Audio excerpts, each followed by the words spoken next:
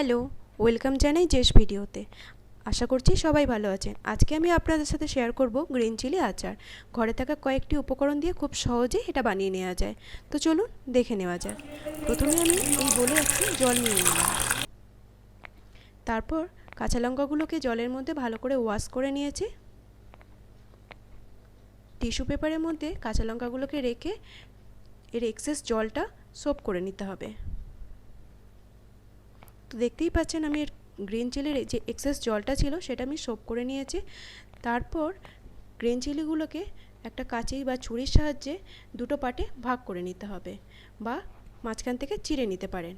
তো আমি মাঝখান থেকে এই গ্রিন চিলিগুলোকে চিড়ে নিয়েছি।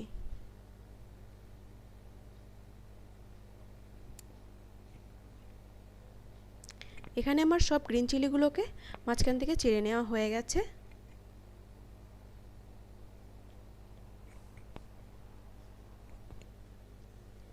কড়াইতে সাদা তেল দিয়ে দিয়েছে, এর মধ্যে দিয়ে দেব ওই গ্রিন চিলিগুলোকে দিয়ে মিনিট থেকে 2 মিনিট মতো মিডিয়াম টু লো ফ্লেমে ফ্রাই করে নেব।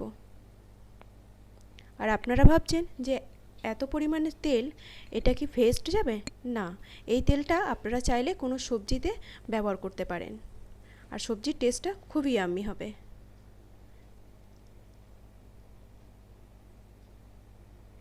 তো এখানে গ্রিন চিলিগুলোকে ফ্রাই করা হয়ে গেছে। এখন আমি এর মধ্যে দিয়ে দেব চাট মশলা আর বিট লবণ দিয়ে এটাকে ভালো করে মিশিয়ে নেব।